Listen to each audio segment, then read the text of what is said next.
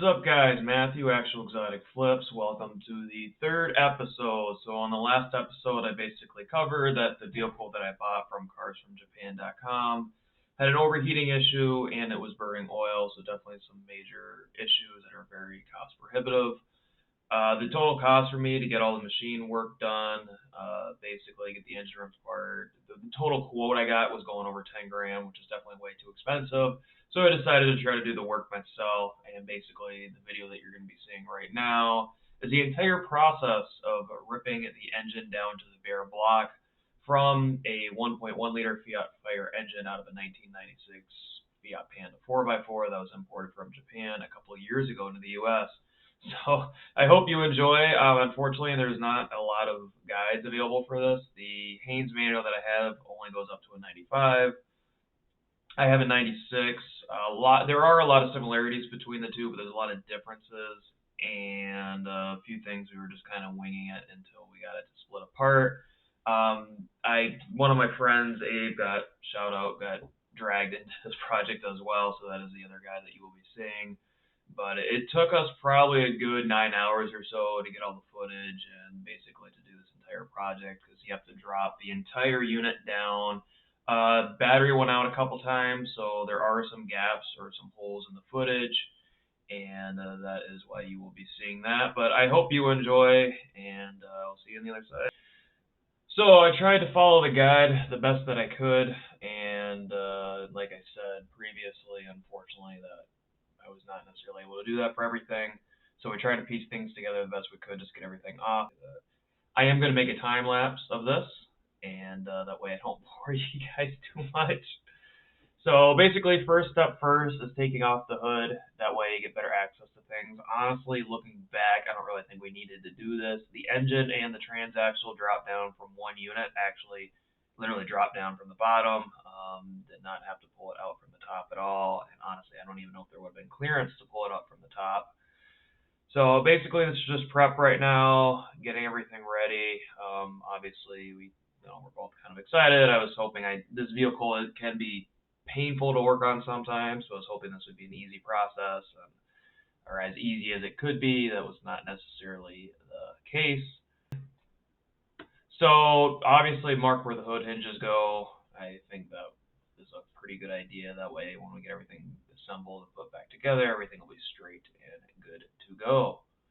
So got that going on. And like I said, take the hood off. First step, obviously, when you're trying to rip any engine out or anything like that, is draining all the fluids.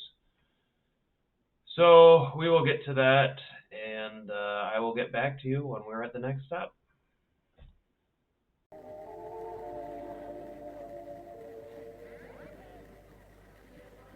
Последнее известие. Сегодня в Ташкенте обнародованы основные положения проекта генеральной схемы управления народным хозяйством Узбекской республики. К выборочному съему начальника приступили сегодня хозяйства южных районов Таджикистана. Из-за холодных и дождливых дней в начале весны механизаторы вывели посевные агрегаты гораздо позже обычного. В нынешнем году основная ставка сделана коровами на сокращение расхода семян, экономию времени, труда и средств.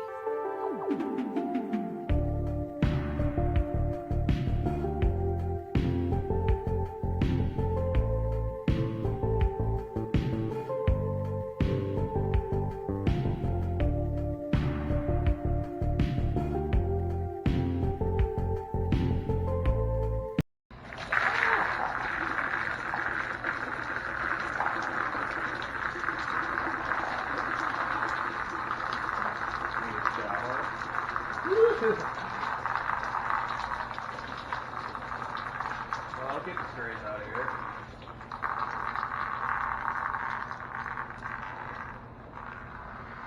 I go to the bathroom sometimes and veers off and completely missed. I know it happens to everyone. Yeah. That's what's going on right now. I can't make up. Dude, just in the morning. Yeah. It goes 30 degrees to the right. Yeah. It's come on.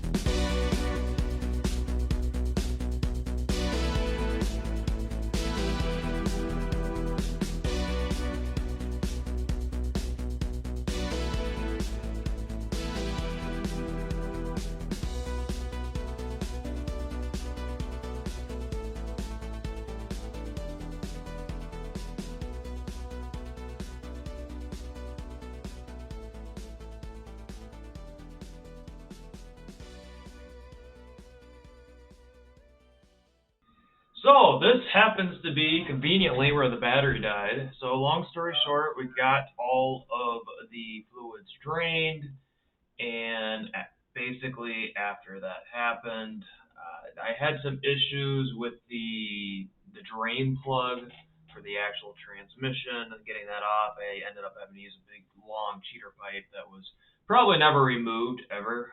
So it was probably a good thing that we ended up changing that. And other than that, it's just weird little things that you don't think about. So random electrical connections we had to get off. They were all over the place. Different sensors were all over the place. We had to go around the AC compressor. That was kind of in the way a bit. We were able to get everything off without having to take the AC lines on, which I'm very grateful for that. Like I said, there wasn't anything in the book even covering AC at all. So that was one of those we had no idea. Random ground wires and whatnot. Getting the shift linkage off was definitely a pain. Getting the wires off the starter. The starter is like literally smashed right in the firewall.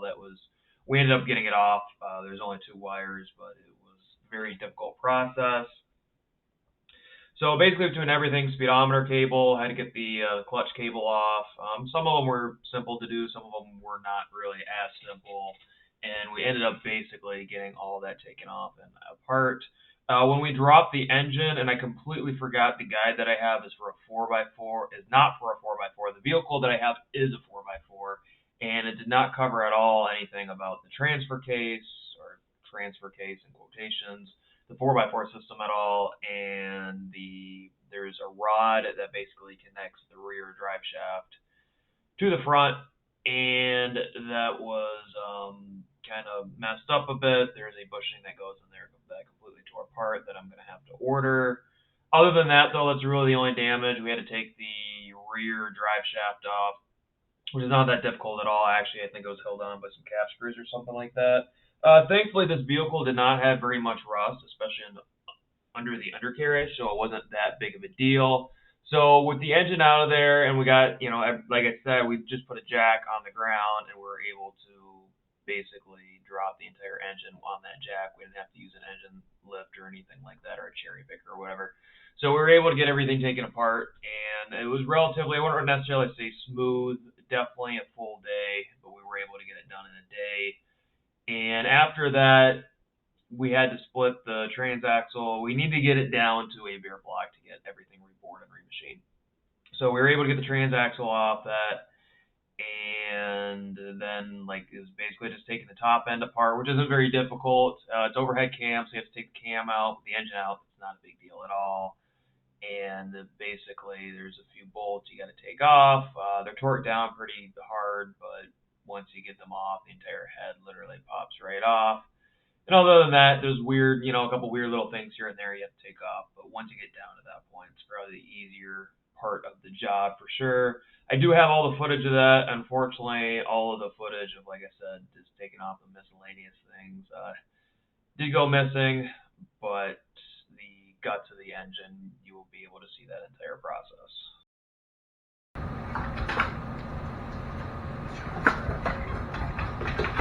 Oh! This is giving us grief again. Get this one. There we go.